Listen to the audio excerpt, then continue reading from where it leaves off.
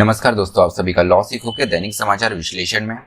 तो चलिए आज के आर्टिकल देखते हैं। आज का जो हमारा पहला आर्टिकल है ये पेट्रोलियम पॉलिसी के बारे में बात करता है कि हमारी जो पेट्रोलियम से जुड़ी हुई ज़रूरतें हैं हम उसे कैसे कम से कम कर सकते हैं और इलेक्ट्रिक व्हीकल या जो इलेक्ट्रिक ऊर्जा है उस तक हम कैसे पहुंच सकते हैं और हमारे एक जीरो एमिशन का जो गोल है उसको हम कंप्लीट कर सकते हैं। उसके बाद में जो दूसरा हमारा आर्टिकल है ये प्रवासी मजदूरों से जुड़ी हुई नीति के बारे में, पॉलिसी के बारे में, माइग्रेंट पॉलिसी के बारे में है। अभी तक क्या कदम उठाए गए हैं, इसके संबंध में कौन सा कानून हमारे पास में है, इस कानून में हम कैसे इसे और मजबूत बना सकते हैं, इन सारी चीजों के बारे में हम इस आर्टिकल में बात करेंगे। अंत में जैसे आपको पता है न्यूज इन फ्लैश होता है जिनमें हम उन समाचारों के बारे में चर्चा करते हैं जो कि हमारी परीक्षा के लिए महत्वपूर्ण है।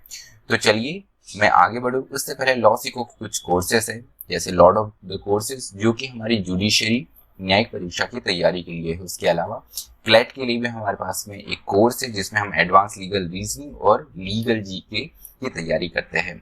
उसके अलावा हाल ही में लिमिटेड इंसॉल्वेंसी एग्जामिनेशन ये हमारा एक नया कोर्स स्टार्ट होने वाला है 1 तारीख से। अगर आप इस विषय में रुचि रखते हैं तो आप लॉ सीखो की वेबसाइट विजिट करके इसकी जानकारी ले सकते हैं। तो चलिए आज का एमसीक्यू देखते हुए यह है कि सेक्शन 124A धारा 124 जो है हमारी आईपीसी की, ये किससे संबंधित है। आपका ऑप्शन ए है क्रिमिनल कॉन्स्पिरेंसी, आपराधिक षड्यंत्र, ऑप्शन बी है देशद्रोह सेडिशन, ऑप्शन सी है हेट स्पीच भड़काऊ भाषण, या ऑप्शन डी इनमें से कोई भी नहीं। जो भी आपका उत्तर हो कमेंट बॉक्स में जरूर लिखिए।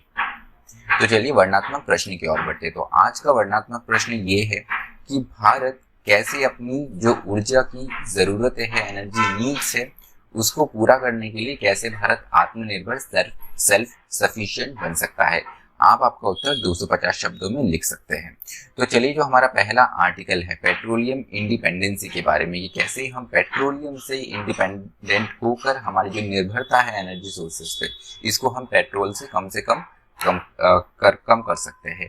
तो ये समाचार में कैसे आया, तो हाल ही में जो पीएम मोदी है उन्होंने इस चीज पर जोर दिया कि हमें क्लीन एनर्जी सोर्स की ओर बढ़ना चाहिए। उसके साथ में जो एनर्जी इंपोर्ट डिपेंडेंसी है उसे हमें कम से कम करना चाहिए। तो यहाँ पर कौन से कदम उठाए गए हैं वो हम देख सकते हैं। तो पहला है national electric mobility mission plan NEMMP that is focused on subsidising hybrid electric vehicle. तो यहाँ पर हाइब्रिड इलेक्ट्रिक व्हीकल को कैसे सब्सिडाइज किया जा सकता है जिससे इसे बढ़ावा मिले, इसलिए ये पर्टिकुलर नीति लाई गई है। उसके बाद में जो दूसरा हमारा स्टेप लिया गया है, कदम उठाया गया है, वो है fuel efficiency standard for passenger cars and standard are 20% less stringent than EU। तो यहाँ पर कैसे हमारी जो व्हीकल्स है ये फ्यूल एफिशिएंट बन सकते हैं उसके लिए भी यहाँ पर कदम उठाया गया है। तो ये EU की जो नीति है उससे यहाँ पर स्टैंडर्ड जो है हमारे 20% उनसे लेस कम कड़क है। तो यहाँ पर heavy duty vehicle now subject to this standard. तो यहाँ पर जो हैवी ड्यूटी व्हीकल्स है वो भी इस स्टैंडर्ड्स का पार्ट है, वो भी अब इसका पार्ट है। उसके साथ में नेशनल पॉलिसी ऑन बायोफ्यूल्स 2018 हमारे पास में है that share of bioethanol in petrol rose by 8%। तो इस पॉलिसी का जो एक उद्देश्य था कि बायो इथेनॉल को बढ़ावा मिले, तो यहाँ पर हम देख सकते हैं कि 8% तक का इसमें इजाफा हुआ है। उसके अलावा the faster adoption and manufacturing of electric vehicle, तो यहाँ पर फेम 2 जो है इसका मेन जो फोकस है ये है इलेक्ट्रिक व्हीकल को बढ़ावा देना, कि जो इलेक्ट्रिसिटी से चलते हैं ऐसे व्हीकल्स को बढ़ावा देना। तो यहाँ पर कुछ स्टेप्स की जरूरत है जो अभी लिए जा सकते हैं। तो हमने अभी तक बात करी है कौन से स्टेप्स लिए गए हैं, अब हम देखेंगे कौन से स्टेप लिए जा सकते हैं। तो उसमें जो पहला है that is formulate a zero emission vehicle ZEV programme requiring all manufacturers to start producing electric vehicle across all market segment. तो यहाँ पर हमको ZEV जो प्रोग्राम है जिसमें ऐसे व्हीकल्स बनाना जिससे कार्बन उत्सर्जन जो है, कार्बन एमिशन जो है वो कम से कम हो। उसके अलावा तो यहाँ पर ये जो हमारा प्रोग्राम है इसको सारे मार्केट सेगमेंट में पहुंचाने की जरूरत है। उसके अलावा strengthening the fuel efficiency required for new passenger cars and commercial vehicles. तो जो फ्यूल एफिशिएंसी की बात की गई है, जैसे कम से कम ईंधन में ज्यादा से ज्यादा यहाँ पर जो एक एवरेज की बात करते हैं या जो आउटपुट है वो ज्यादा से ज्यादा मिले। तो यहाँ पर passenger cars and commercial vehicles में भी ये शामिल होना चाहिए और यहाँ पर इसे बढ़ावा मिलना चाहिए। उसके अलावा ये जो दो मुद्दों की हमने बात करी, ये 2024 तक अचीव होने बहुत ज्यादा जरूरी है। यहाँ पे हमने लक्ष्य हमें इसको पाना चाहिए कि 2030 तक जो हमारी पेट्रोलियम डिमांड रहेगी वो पीक पर रहेगी। उसके अलावा जो फेम स्कीम है, ये जो एग्रीकल्चर ट्रैक्टर्स है उन तक भी एक्सटेंडेड होनी चाहिए। तो यहाँ पर कुछ यहाँ पे बताया गया है कि कैसी हमारी पेट्रोलियम की क्रूड ऑयल की जो जरूरतें हैं वो 2014 से लेकर अभी अप्रैल 2018 तक बढ़ी है। तो ये पहले जो 77.3 हुआ करती थी फाइनेंशियल ईयर 14 में, अब ये फाइनेंशियल ईयर 18 में 83.7 हो चुकी है। तो India major crude oil suppliers अगर हम देखें तो ईरान जो है, जो हमारा सबसे बड़ा यहाँ पर सप्लायर है, उसके बाद में सऊदी अरेबिया आता है, Iran, UAE, Nigeria, Venezuela, US और रशिया। ये कुछ मुख्य देश है जहां से हमें क्रूड ऑयल आता है, प्राप्त होता है। तो चलिए ड्राफ्ट माइग्रेंट पॉलिसी के बारे में हम चर्चा करते हैं। तो जो दूसरा आर्टिकल जो है हमारा माइग्रेंट पॉलिसी के बारे में बात करता है। सो NITI Aayog prepared a draft national migrant policy. तो नीति आयोग ने एक ड्राफ्ट नेशनल पॉलिसी की बात की गई है यहाँ पर कि हम एक जो हमारे प्रवासी मजदूर है उनके लिए एक नीति लेकर आएंगे। तो इसके फीचर्स क्या है?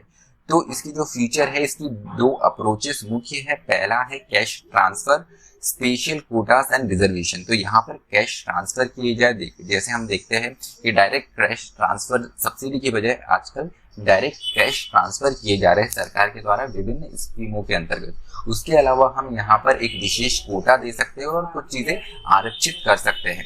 तो यहाँ पर enhancing the agency and capability of the community. तो यहाँ पर हम जो हमारी कम्युनिटी है, जो समुदाय है, उसका भी कैपेसिटी बिल्डिंग कर सकते हैं कि वो खुद अपने आप में ज्यादा मजबूत बने। तो यहाँ पर क्या रिकमेंड किया गया है, क्या सुझाव दिए गए हैं? सबसे पहले एक्नॉलेजमेंट ऑफ माइग्रेशन, कि सबसे पहले आप एक्नॉलेज करें कि यहाँ पर पलायन हो रहा है, माइग्रेशन हो रहा है और ये हमारे विकास का, डेवलपमेंट का एक मुख्य पार्ट है, एक इंटीग्रल पार्ट है। उसके अलावा गवर्नमेंट पॉलिसी टू फैसिलिटेट